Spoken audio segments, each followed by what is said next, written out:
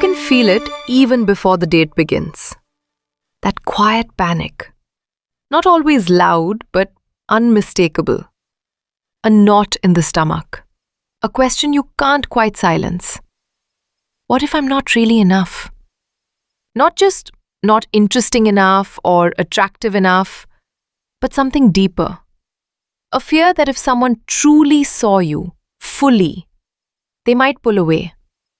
That maybe they wouldn't just leave, they'd leave because they saw you. That's the fear of abandonment. And in dating, it's often triggered exactly when a connection shifts from the online, curated space into the vulnerable, unpredictable reality of real life. Welcome again. I am Indiana Mahoiï, and I will be your host for this episode. But let me be clear, I am not a coach, guru, or health professional. I like to regard myself as a philosopher, with a special interest in relations, human interactions, and dating. So what does that mean, philosophy? It just means that my main role is to ask questions, not give prescriptions, and help you clear out your thinking. Philosophy is what I define as the art of thinking. Thinking to explore what it means to love and what it means to be human in a world where fear so often lives just beneath desire. Also, a warm welcome to datingacademy.com. Dating Academy isn't about strategies or hacks. It's meant to be a safe space for reflection, where our everyday emotional challenges are treated as philosophical dilemmas, not as emblems of some psychological frame. We are not just looking to explore the personal experience, but want to reduce the particular experience to a universal insight. That is, in my personal view, what philosophy is all about. And today, through Thomas's story, through his decision to lie by 2 years, we're going to embark on a philosophical quest. What honesty actually looks like when your deepest fear is that your truth might drive someone away. Online, we have time. We craft replies, we choose the lighting, we send our best photos, pick our words carefully, and construct something that's not quite a lie, but not quite unfiltered either. Offline, though, you can't control your laugh. You can't edit your age. You can't rehearse your face. And that's where it starts to feel dangerous. Because real connection always comes with real exposure.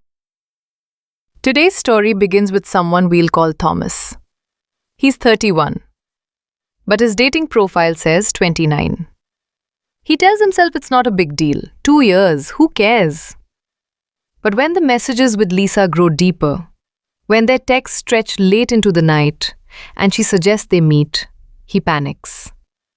Not because he doesn't want to see her, but because that tiny casual lie suddenly feels not so small. He thinks, what if she finds out?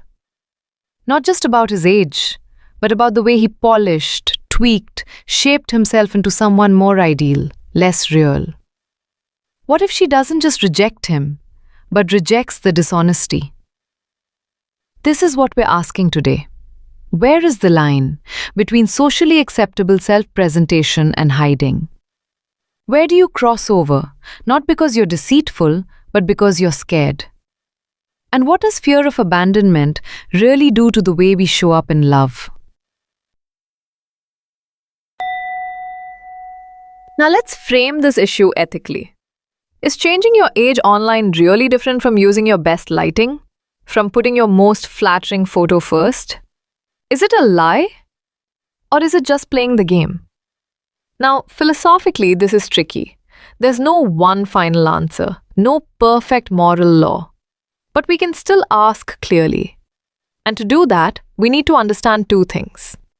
First, what we mean by fear of abandonment. And second, what we actually mean when we say lying. Fear, in its root, is a word of narrowing. It comes from a sense of tightening, in the body, in the breath, in the space around you. To be abandoned, etymologically, means to be left, to have someone stop caring for you. So this fear, it's not just about someone walking away. It's the quiet terror that they might stop seeing you, that you'll become invisible to their care before you've even left the room. Now, what about the notion of lying? We use that word all the time to denote a person who is not telling the truth. At its root, to lie is to cover, to obscure, to withdraw clarity from someone who trusts you. Not merely to state something untrue, but to leave the other person stranded within a false image. Yet, the key difference from merely keeping up appearances is that lying, in the traditional sense, is generally understood as a conscious act. You lie, and you are aware that you are lying. This has significant ethical consequences. For when you purposefully lie, especially in a dating context, you are not only deceiving yourself, you are deceiving the one who may have begun to invest in the bond. And in doing so, you risk damaging the very essence of any relationship from the outset: trust. But what about fear? Fear isn't a glitch. It's not some mistake in our system. It's part of what it means to be alive. We are relational creatures. We don't just have relationships, we are formed in them.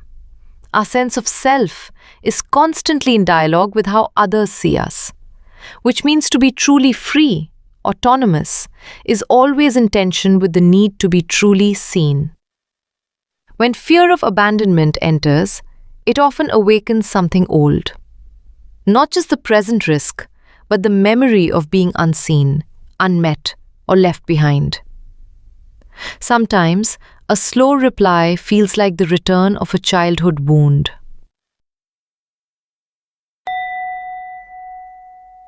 The philosopher we are consulting today is the Danish thinker Søren Åby Kierkegaard. He lived in Copenhagen in the early 1800s. A solitary, inward man, often called the father of existentialism. Though he never used that word himself. The term came later, but it fits. Kierkegaard broke from the dominant philosophies of his time. Where others searched for objective truths, he turned inward. His focus was the individual. Not what is truth, but how do I become true? And central to that question is anxiety. Not fear. Fear has an object. But anxiety, he says, arises from freedom itself, from the fact that anything could happen. He calls it the dizziness of freedom. Imagine standing at the edge of a cliff. You fear falling, and yet, something in you is drawn toward the edge. That paradox is the very texture of being human. This wasn't theoretical for him. In 1841, Kierkegaard ended his engagement to Regine Olsen, a woman he loved deeply. He said it was to spare her a life of philosophical struggle. But the choice broke something in him. Why on earth would anybody in his or her right mind leave the very person who seems to be the love of your life? What really drove Kierkegaard to make such an extraordinary choice? Fear? Fear of abandonment, perhaps, Søren?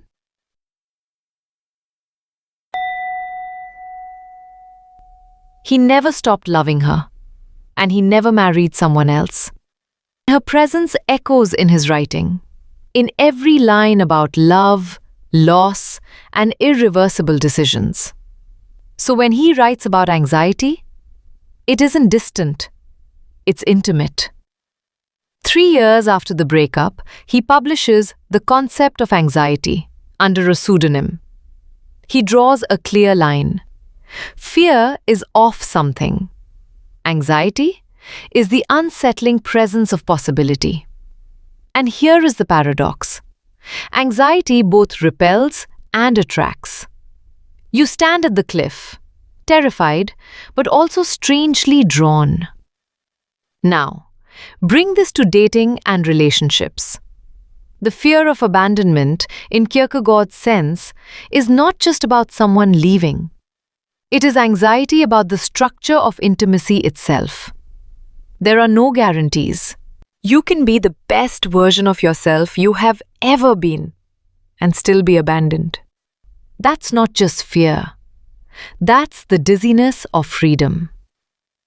And yet, that is also what makes love real. We are drawn to deep connection and frightened by the very conditions that make it possible. Real intimacy only exists because it cannot be promised. So what do we do with this tension? Most of us reach for one of two false solutions. First, we avoid commitment. We keep things casual, light, surface level. We don't fully show up. That way, we avoid being abandoned, but we also avoid being known. Or, we demand certainty. We control. We get jealous, possessive. We need constant reassurance. But in trying to eliminate risk, we also suffocate freedom and kill the very intimacy we long to protect. And here's Kierkegaard's great insight. Anxiety is not something to eliminate. It is a sign that freedom is present, that love is real. The fear of abandonment, when seen clearly, is not a problem to fix. It is the very threshold of love. Only by walking through anxiety, not around it, can we choose a love that is real and not based on illusion. And finally, a small revealing detail. Kierkegaard wrote many of his works under pseudonyms. He said it was to let different voices speak, but perhaps also he was protecting something. Even the philosopher of truth and inwardness needed a mask. It reminds us how costly it can be to say what we really mean, to stand by what we truly feel. Now, in closing, please allow me to ask you to consider a few reflective questions. And please do feel free to share your thoughts in the comments, because in truthful sharing is where new possibilities arise for everyone. So first of all, have you ever ended a relationship not because it was bad, but because you were scared of being abandoned? It's always easier to be the one who controls the abandonment, isn't it? And second, do you ever notice yourself being a little less authentic as a way to protect yourself from being hurt? Like when you're sharing something personal, but still avoiding the deeper vulnerability? If these questions speak to you in some form, you're not the only one navigating this, believe me. In conclusion, we have seen that fear is not a flaw, and the fear of abandonment isn't just about this date, this person, this silence. It's about the ancient ache of wanting to be seen and the risk it potentially brings. For me, the shift came not by erasing the fear, but by learning to walk with it, by remembering I will sometimes be left, but that doesn't always mean I was wrong to show up. To stay in the frame of Kierkegaard, the full expression of ourselves, in life and in love, like Kierkegaard's devotion to God, depends on a leap of faith, a jump off a cliff into the great wide unknown. So here's the final question I leave you with.